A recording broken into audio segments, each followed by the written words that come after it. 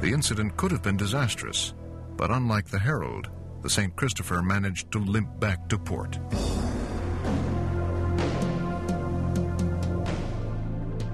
Why had the Herald tipped over so quickly? Once again, investigators turned to the model test.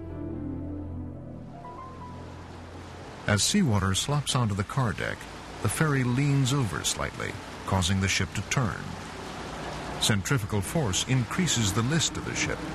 The water on the car deck now rushes downhill, making the ship lean over more. The turn gets tighter until the ship flips over completely. This whole phenomenon took about probably 40 to 50 seconds, something like that.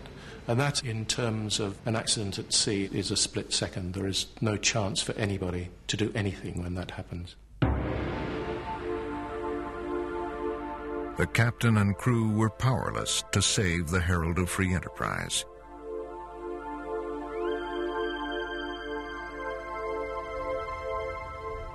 The accident changed everything. Today, all such ships must have passenger lists and boarding passes.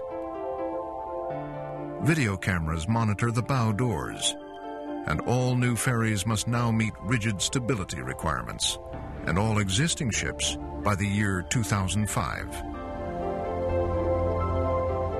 Passenger ships have claimed the highest toll in human life, but on the high seas, there's another ship afloat that may be the deadliest.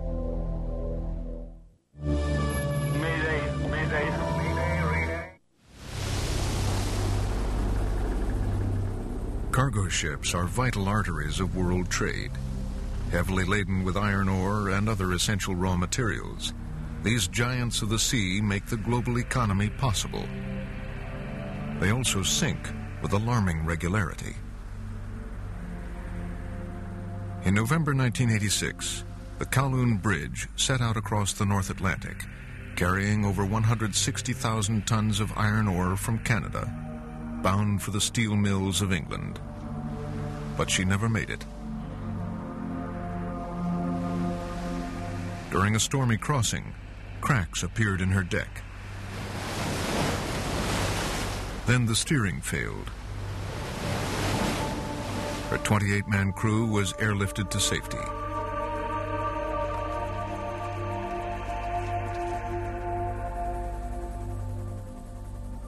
The next day, the runaway ship ran aground on the southern coast of Ireland. Salvage tugs worked for days, but were unable to pull the ship off the rocks. Finally, heavy seas relentlessly pounded the ship and broke its back. On November 24th, 1986, the Kowloon Bridge slipped off the rocks and sank into deeper water. Only the funnel was visible above the surface.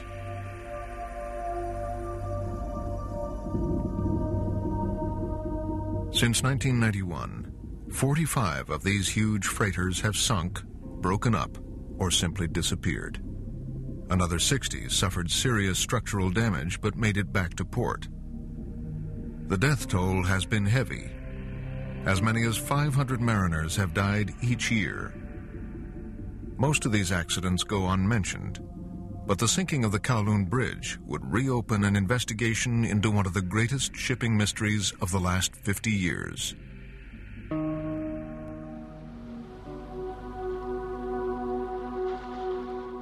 The Kowloon Bridge was one of 6 giant cargo ships constructed during the 1970s, the largest ever built in Britain. A third of a mile long and 170,000 tons. It was 3 times the size of the Titanic, and equally unlucky. So was her sister ship, the Derbyshire, which disappeared in the China Sea during a typhoon in September 1980. There was no Mayday. A small oil slick was the only clue to the whereabouts of the wreck. 44 sailors perished. The official government investigation concluded that the Derbyshire was probably overwhelmed by the forces of nature.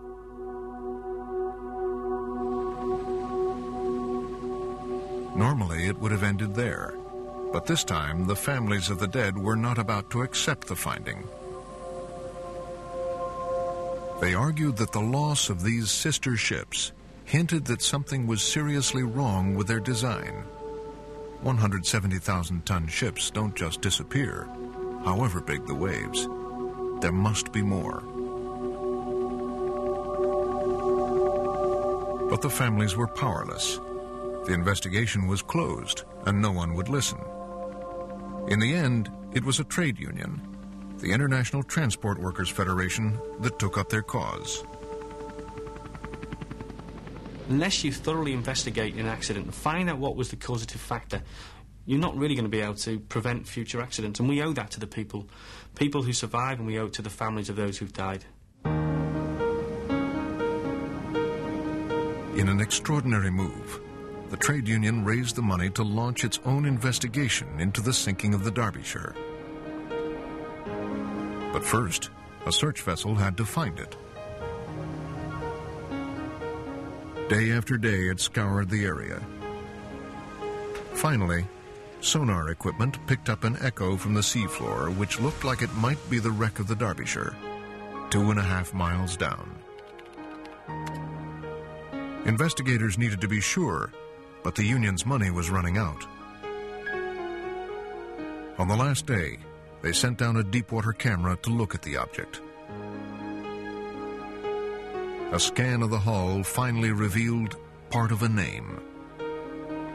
That's it. We got it, Larry. We're on the name. Is that the IRE? Yeah. Yeah. It's just incredible, man. That's the Derbyshire. You can see that. That's the Shire.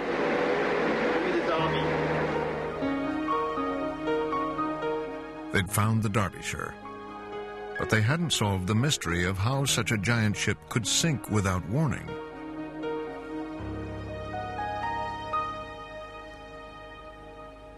They did, however, succeed in convincing the British government to undertake a full-scale deep-sea investigation of the wreck. No government now can get away with not thoroughly investigating any shipping accident, no matter where it is or how deep it is. The technology exists and you can do a thorough job, and I think we've shown that. We've embarrassed them into doing it. The British government turned to the Woods Hole Oceanographic Institute in Massachusetts, which 3 years earlier had found the Titanic 2.5 miles down in the Atlantic.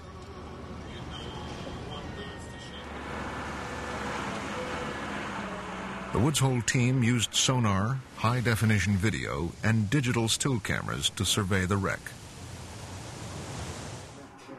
The debris covered a vast area on the floor of the Pacific.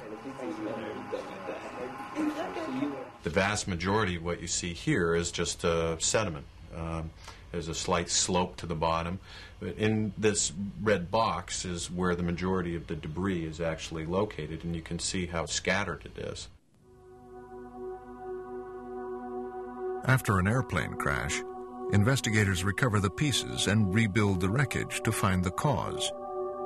But finding all the pieces of a sunken ship over 2 miles down is virtually impossible.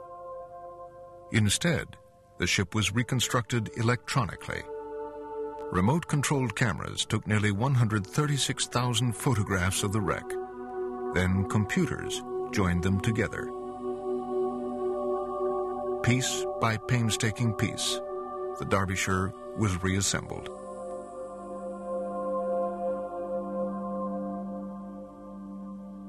Naval architects suspected that if there was a design flaw, it would show up on frame 65, where the number 9 hold joins the stern.